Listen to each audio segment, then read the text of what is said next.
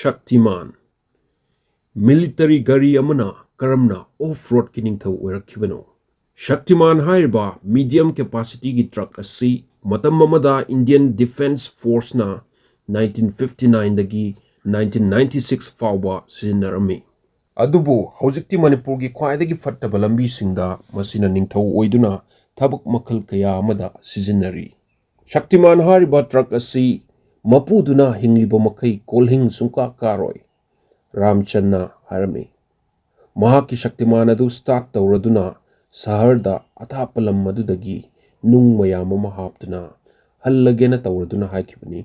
Sahi tara hena mahaki Shaktiman adu thauduna lakpanina mahakna thengnajarakpa mayamadu mahakna haijakibani. Handaksu mahaki Shaktiman adu anauba rang taiduna kolhing sadanaba halliba manaba hotnajai. Shaktiman adu kari sahida semkhibano haibadi mahaksu khangde adubu masi miyoi kayagi makutta tarurabagi matungda mangonda yaurakpani haibadi mahaksu khangjai. Atai Shaktiman kaya amagumna masigi Shaktiman asisu Jabalpur Madhya Pradesh tagi lakpani.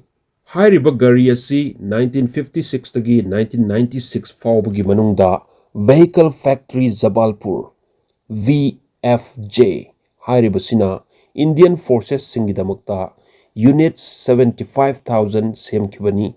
Matam maduda truck makhal asina India gi lambi phattaba mayam amabu tackle tawba ngambagi damakta yamna maming chatlami. Mamai thangda Ashok Leyland Stallion hairibasina mahut sinkhibani. 1990s ta masina hena performance phajai haibadagi sinkhibani. Makhoi ani asi yengnarakpa kanda akonbagi sina phaba heli hainarakpadagi nungshiraba ikoigi Shaktiman asi 1996 ki mamangdagi fau auction tawthoknaba haunarakhi.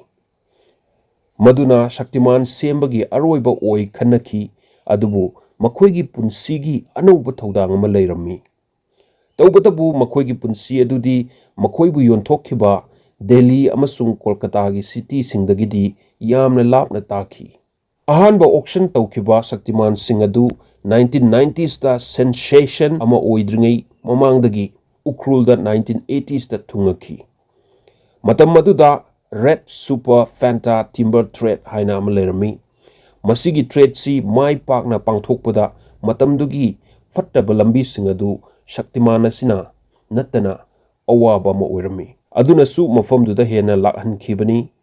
Ugi karbar aduna adu oikre. Mathangi decade tuda Shaktiman gi anauba mapok amuk oirakhi.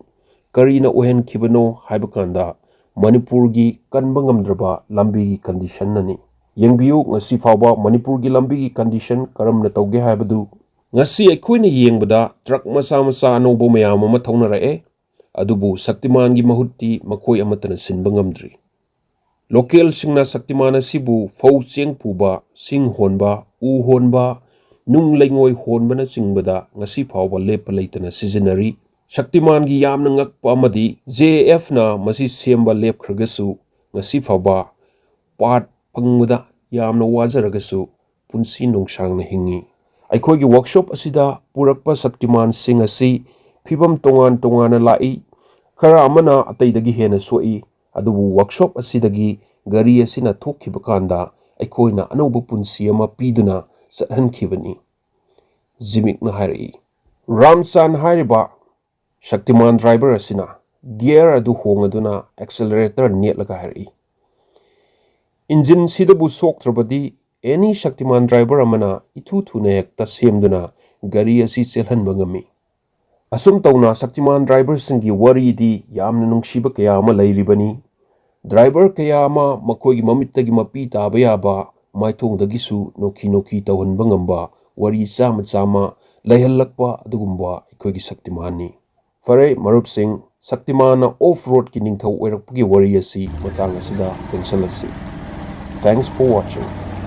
Please subscribe, like and share.